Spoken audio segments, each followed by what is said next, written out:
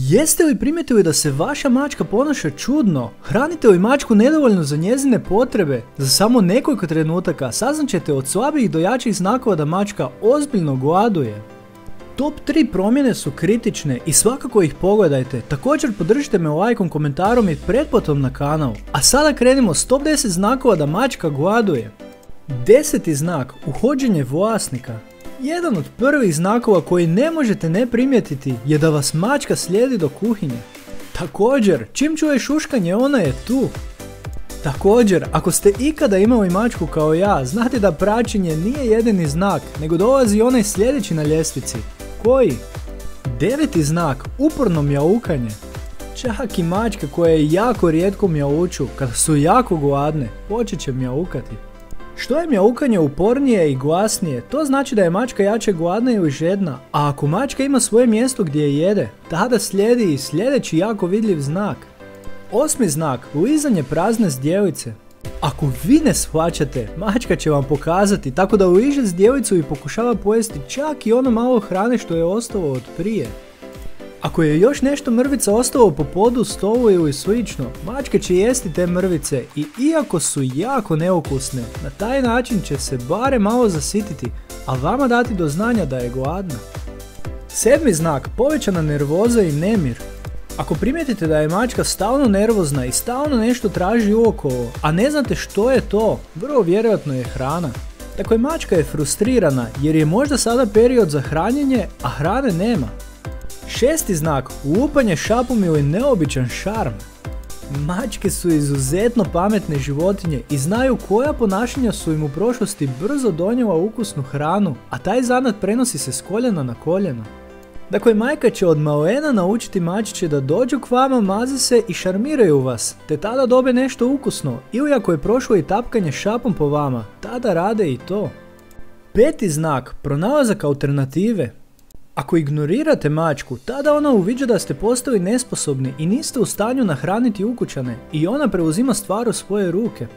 Kućne mačke tražit će hranu po smeću, pokušati otvoriti frižider, skočiti na stol, jesti se stola i slično. Spretnije mačke otići će van uloviti hranu sebi, a nerijetko će donijeti hranu i vama, miš, ptica i slično. A sada kreću ozbiljniji pokazatelji gladi mačke. Spremni?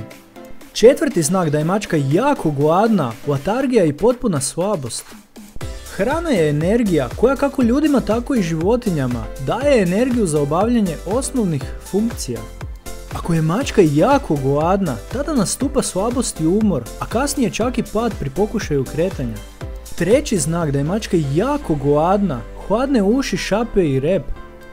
Kod ozbiljnijeg gladovanja javlja se i tijelo mačke koje nastoji sačuvati još i ono malo energije što tijelo ima. Naime, periferija poput uši, šapa i repa se gasi, a energija ide vitalnim organima. 2. znak da je mačka jako gladna je povraćanje. Jako ozbiljan i bolan znak duže pothranjenosti mačke je specifično povraćanje. Koje? Ako mačka povraća žuto ili pjenu, to je znak da je želudac prazan i nema što povratiti, odnosno mačka gladuje. I najvidljiviji i najgori znak gladovanja mačke je vidljivost kosti. Postoje mršave mačke, ali kada se mački vide koštane strukture poput rebra, kralježnice i kukova, tada je ona itekako pothranjena. Naime, pothranjenost dovodi do gubitka masnog tkiva i mišićne mase. Dakle, mačke kao i sve druge životinje trebaju jesti kako bi dobile prijeko potrebnu energiju. Mačke koje su aktivnije trebaju jesti više, a ako im ne osigurate dovoljno hrane, tada nastupa kriza i znakovi koje sam opisao u ovom videu. Ako želite veselu, sretnu i zdravu mačku, osigurajte joj dovoljno kvalitetne hrane, te ponekad spontano ubacite malo poslastica. Biće mačka sretnija. Hoćete li?